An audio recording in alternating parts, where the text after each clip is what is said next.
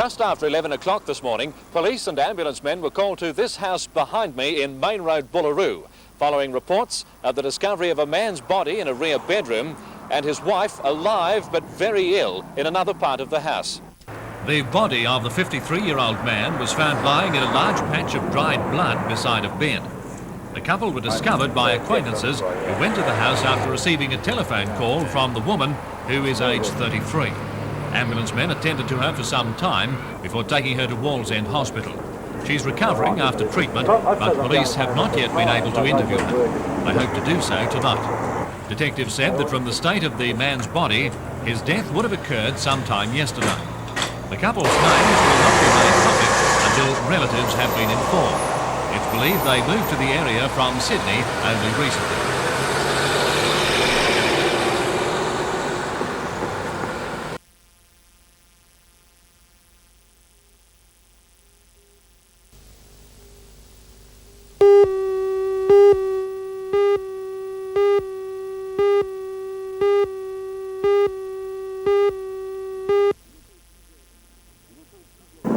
Il était 10h10 ce matin rue Franklin-Roosevelt lorsqu'éclate deux coups de feu à hauteur du numéro 28. Un homme est abattu au volant de sa voiture, une sorte d'immatriculé diplomatique. L'homme, âgé de plus ou moins 35 ans, en effet, M. Dursun Axol, était attaché à l'administrate 2 balles de 9 mm avec un revolver FN, tranchant la carotide de droite de M. Axol. L'arme a d'ailleurs été retrouvée 150 mètres plus haut dans la rue. Un témoin. A number of Turkish diplomats around the world have been murdered by Armenian terrorists, including one in Sydney in 1979.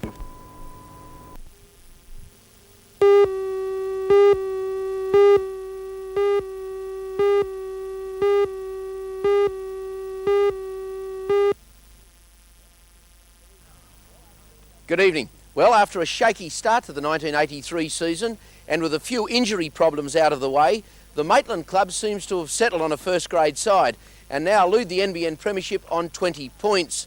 And they proved last week they do have depth in reserve grade with a win over the previously unbeaten Lakes United. They've got the likes of Peter Walsh, Dave Edwards and the returning Phil Amity to call on should the occasion arise. They do have a trump card with Sydney experience, and I talk, of course, of Robert Finch. Stop him needs to be the call of the other sides if they have grand final expectations. The former Australian schoolboy has the best hands in the business. Maitland on the attack now. Robert Finch is clever in these positions. So is Greg Geidel. Geidel scored. There's the two class players combining there. Given away to Robert Finch. Beautiful hands once more. Look at he put Meredith into the clear and Meredith score. Buckley will get up. Turn it away this time to Michael Finch. Timed it well to his brother Robert Finch. Look at that. That's called brotherly love. In tomorrow's big match, our World of Rugby League match for Sunday night, the Maitland club play the Cessnock Goannas at Cessnock. Leg troubles have kept the captain coach of the Goannas on the sideline for a couple of weeks. I talk of Neil Pringle. I know he's busting to get out there tomorrow to try and bottle up Robert Finch. I know he sees him as the danger man as well. This could be the match of the year so far. In tomorrow's other match, South Newcastle play Macquarie United at Townsend Oval, while on Sunday, Waratah play Curry at the International Sports Centre, Lakes play Central Charlestown at Carl Oval Belmont, and Western Suburbs, now knocked from the lead in equal second position, play North Newcastle, struggling for a semi-final position at Harker Oval. It's a good round this weekend.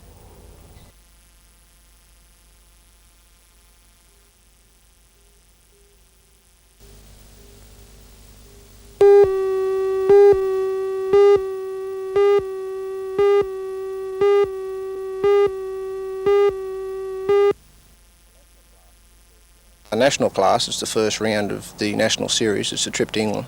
We've got a round here and a round at Lithgow and the finals at Oran Park. So obviously that's going to be big, the national class. They run the Yamaha Jays and the Culligans. The final race on the day is the Phil Skelton Memorial, and you'll have an all-in. It'll be a qualifiers, fastest to the front of each class, and then the slowest of the classes to the front. And it goes for 25 laps. And the Phil Skelton Memorial is one of the biggest go-kart races on the Australian circuit. Yeah, it is. Warren Skelton sponsors it. Phil was a member of our club. He got killed in a car accident, so we run a memorial service for him all the time, and his father puts up the trophies and the prizes for it. Dave, how many karts are you expecting on Sunday? Oh, between 90 and 100, I'd imagine.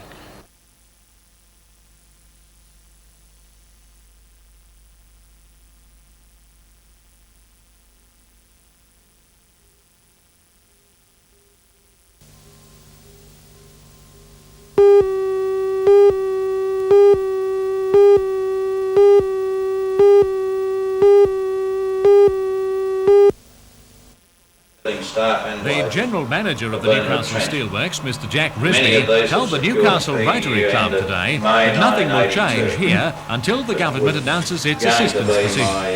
In fact, Mr Risby delayed his address by a month in the hope of being able to expand on likely activities in the light of the Industries Assistance Commission appraisal. BHP is seeking a guaranteed 85% of the domestic steel market and tariff protection from imported steel. Mr Risby told Rotary members that the Newcastle Steelworks is producing at capacity at the moment, that is 1.55 megatons per year. With a workforce of 6,740, this gives a figure of 219 tonnes per man per year. The company has hopes to increase this to 250 tonnes per man per year, and is not pressing heavily on its staff reduction program. The General Manager says there's still a surplus of trainees and apprentices, and the workforce should be down to 6,250 by March next year. However, this is still 250 above a previously announced target. Mr Risby said he isn't confident that the domestic steel industry has picked up. He said it does appear to have bottomed out, but attributed recent increases in orders to the fact that distributors may have let their steel stocks run down too far. Mr Risby was still not able to say when an announcement is expected from the government.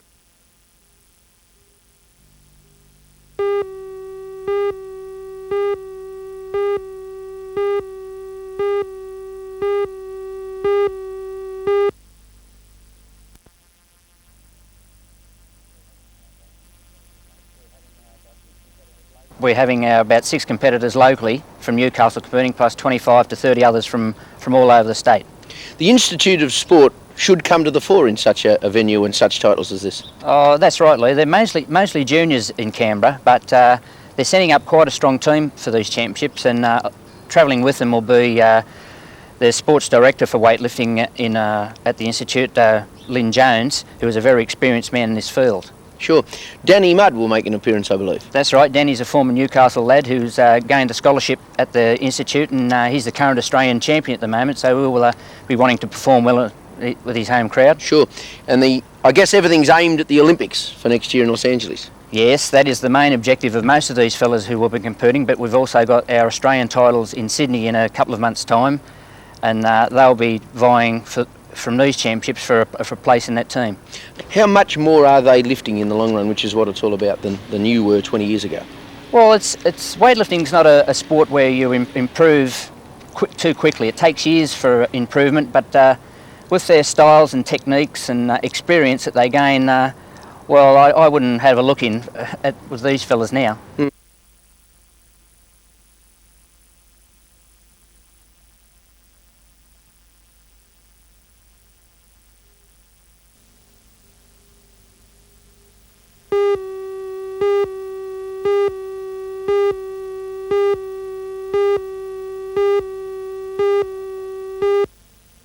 Great.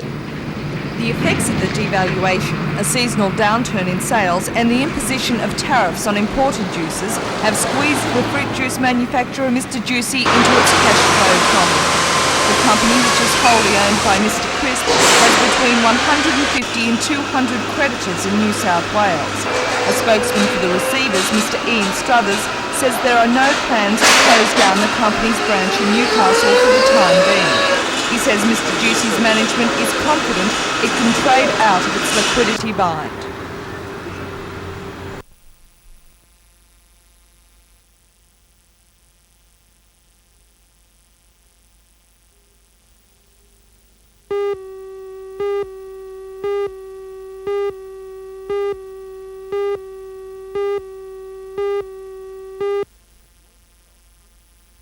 Noises Off comes to Newcastle after a sellout season in Townsville and before that a successful tour of the capitals.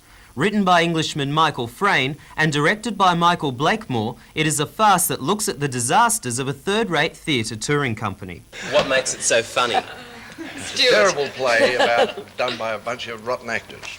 It's a play about disasters in the theatre. Everyone who's been in the theatre will tell you about something that's happened to them at some time on some stage. Well, everything that's ever happened and gone wrong in a theatre that's presentable goes wrong in this play. It's a battlefield. It's based on an English company, a recipe. No, that's the linen cupboard. I mean this one. This is a section they would give right now. Can't even get the door open. This plays the direct memo asking each to go around. We're sending up. First act is closed.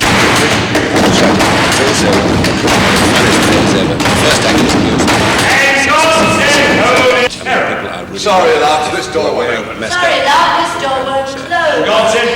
Because it'll be all over your face when we Of course, the second act has a special feature. What can you tell me about that? While the play is going on, Yes, it's a little different. there's a pantomime going on with no dialogue spoken, which the audience sees, and we tell the story in mime. The reason for that is rather than from backstage, so we can't speak because the play is going. You hear the play going on, so we can't speak loudly because the play is going on. So we're miming everything backstage, and it is a brilliant 20 minutes.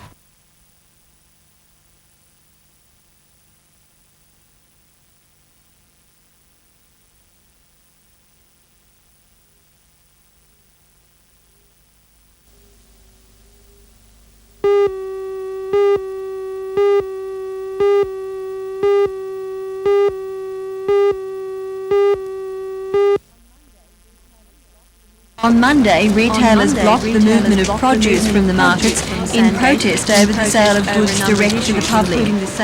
The meeting was held in the town clerk's offices and it was attended by both the Newcastle retail, fruit and vegetable merchants.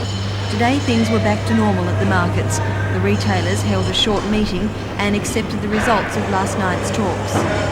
The retailers do appear to be satisfied at this point that negotiations are proceeding and hopefully will lead to a satisfactory conclusion. Certain regulations are to be enforced at the markets, including the sale of goods to the public only on Fridays. Other conditions requested by the retail merchants are being considered by the town clerk, who will reconvene talks in a fortnight's time.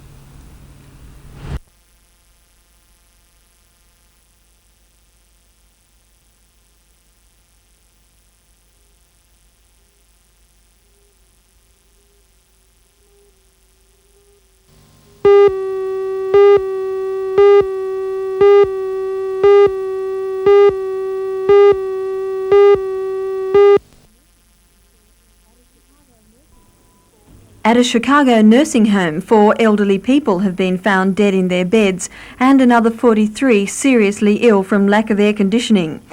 St Louis is experiencing temperatures in the high 30s for the 5th day in a row. Retailers have responded by selling discount air conditioners to the Salvation Army for distribution. The Weather Service is predicting relief for the Midwest, but for some cities this could mean a drop of only a few degrees. Meanwhile, more trouble from the Kilauea volcano in Hawaii, again active and throwing lava into the air, continuing an eruption which began at the start of the year. The molten rock is flowing downhill, threatening a nearby community.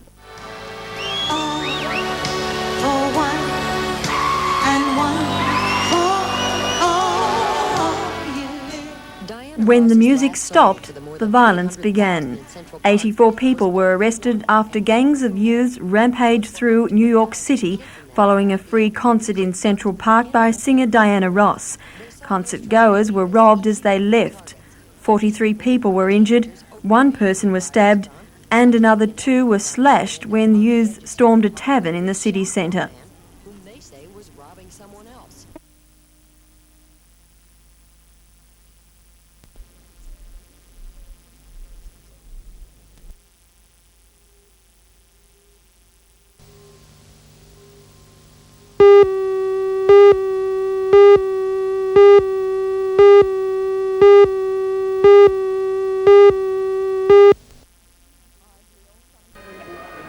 Ideal sunny conditions, 1,800 eager runners and a brass band thrown in for inspiration.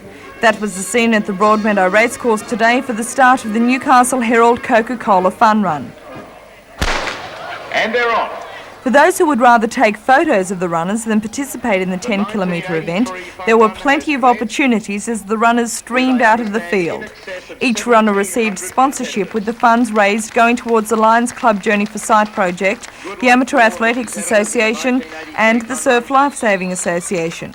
The course, which ran along Glebe Road to Derby Street, then along King Street to Tudor, down Chatham Road and then back to the racecourse, has been described as fairly flat, one of the easiest on the Hunter Region Fun Run circuit. Last year's winner, David Forbes from Waratah, took an early lead and didn't look back.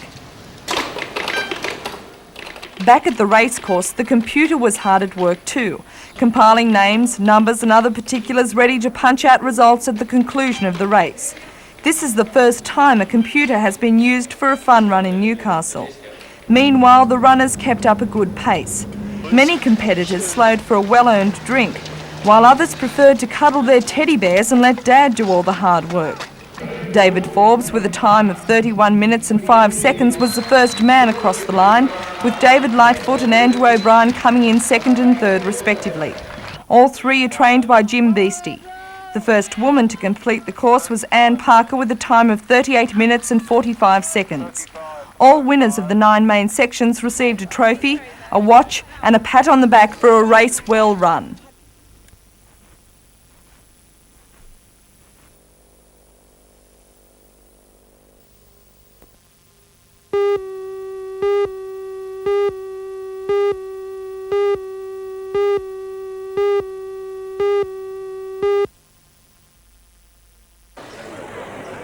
With the temperature down and only a light breeze blowing, conditions for running on Sunday were ideal. And the enthusiasm of the kids streaming out of Newcastle Racecourse really emphasised the fun of running.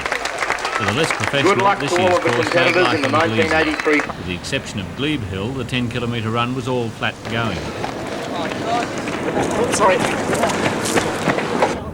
The local king of fun running, David Forbes of Waratah, followed his now familiar pattern, taking an early and keeping. As it seemed like an effortless run, David finished in 31 minutes 5 seconds. Second and third were David Lightfoot and Andrew O'Brien. For the first time this year, the massive task of keeping track of who finished where was handled by a computer, which was able to show that NBN News only representative in the run, Captain Kaplan, finished in a credible time of 52 minutes.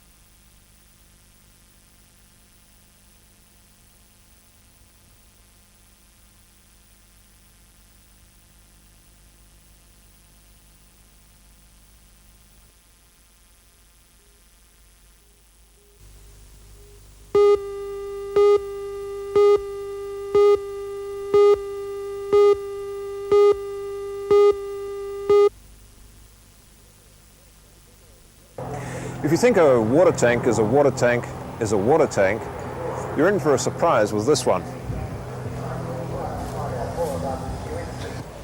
Well, there's definitely no water here. This tank is a stable. It's a new concept in tanks being pioneered by a number of companies in Orange and New South Wales. I asked Lindy Stores, who's the managing director of Manacon Tanks, why make a tank a stable? There's been a lot of necessity for things like this. A lot of stud people with their horses have been requesting that they have something that's transportable, that when they have stallions or colts in, year to year things change and they might drop off with their stallions or increase their stallion capacity, and they need something that's transportable. Is there a benefit in concrete over galvanised iron? Yes, there is. Apart from being transportable unit, it's very cool in the summer and very, very warm in the winter, and that's one of the real basic helps, you know, in the unit itself. What other applications are there for these kind of tanks? Well, we don't only make stables. We have had a lot of inquiries about a communication unit that we're making. We've already delivered one for the police department, and it's set down the coast a bit. And we've set one at Cobar and one down at Bathurst, and they're really going very, very well. How much would the stable cost? It's $18.50. That's ex-orange, and then you've got your freight charges on top of that.